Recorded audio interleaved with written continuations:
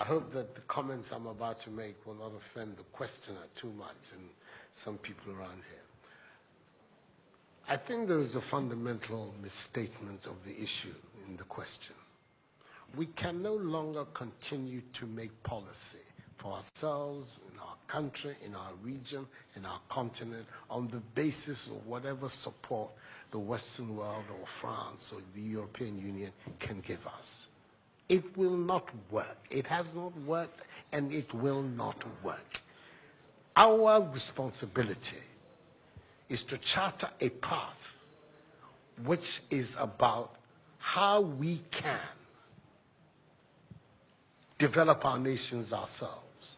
It is not right for a country like Ghana, 60 years after independence, to still have its health and education budgets being financed on the basis of the generosity and charity of European taxpayers.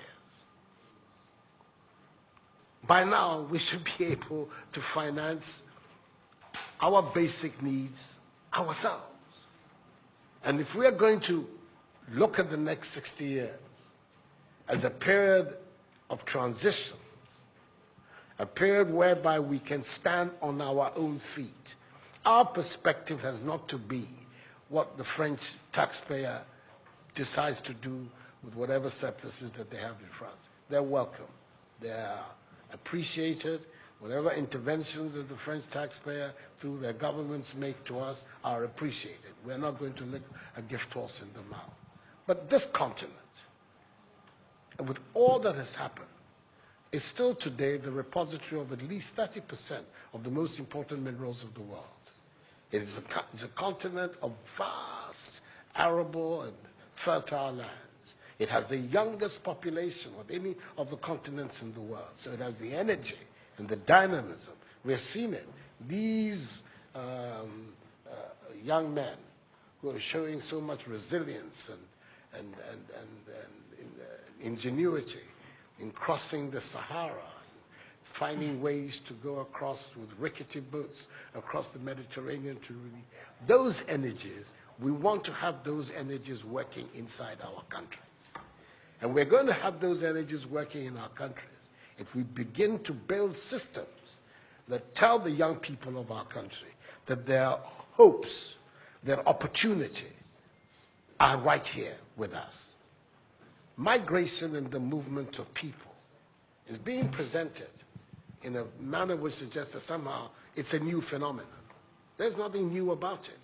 It's as old as man, the movement of people. And it has always been linked to the same thing. The failure of where you are to provide you with an opportunity, so you move somewhere else. Those of you who are familiar with 19th century European history would know that the biggest wave of immigration in 19th century Europe, the latter part of it, came from Ireland and from Italy. Waves upon waves, generations of Italians and the Irish people left their countries to seek the American paradise, largely because Ireland was not working, Italy was not working. Today, you don't hear it. Italian young people are in Italy. Irish young people are in Ireland. We want young Africans to stay in Africa. And how are they? And it means that we have to get away from this mindset of dependence. This mindset about what can France do for us. France will do whatever it needs to do for its own sake. And when those coincide with ours, tant mieux, as the French people say. But our main responsibility as leaders, as citizens, is what we need to do to grow our own countries. What are the institutions that work that would allow us to have good governance, to have accountable governance, to make sure that the monies that are placed at the disposal of leaders are used for the interests of the state and not for those of the leaders, to have systems that allow for accountability, that allow for diversity, that allow for people to be able to express themselves and contribute to fashioning the public will and the public interest. Our concern should be with what do we need to do in this 21st century to move Africa away from being cap in hand and begging for aid, for charity, for handouts.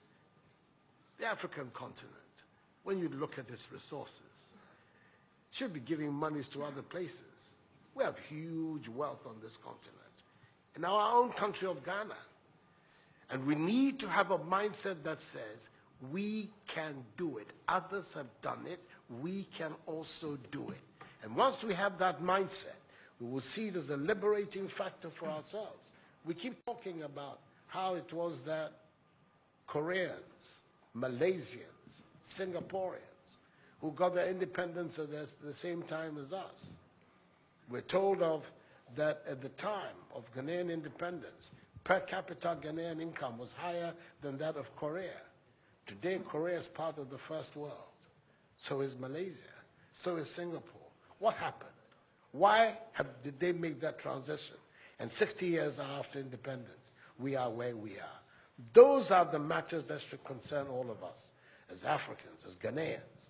And not, when I say so, with the greatest of respect to the French president, I think that the cooperation of France is something that I am, as you know, a strong friend of France. I am Francophile. So I don't have any difficulty with that. But I'm talking about our own propulsion, what we need to do to get our countries to work so that we can create the conditions that would allow our young people to forego this hazardous effort to get to Europe. They're not going there because they want to. They're going there because they don't believe they have any opportunities in our countries. So that should be our focus. And I believe that with that if we change that mindset of dependence, that mindset which is contingent on aid and charity, we would see that in the decades ahead of us, the full flowering of the African peoples would take place. And that new African personality that was talked about at the time of our independence will become real and imminent in our times. That's what I'm saying. I hope that I'm not upsetting the questioner or even some of my friends who are here. But these are my strongly held beliefs. And that is the reason why I've adopted as the slogan of my presidency, of my period of the Supreme Office of Ghana, that we want to build a Ghana beyond aid. A Ghana which is independent, which is self-sufficient, that is capable of standing on its own feet and building its own life. We can do it if we have the correct mindset to do so. Mr. President, those are my contributions.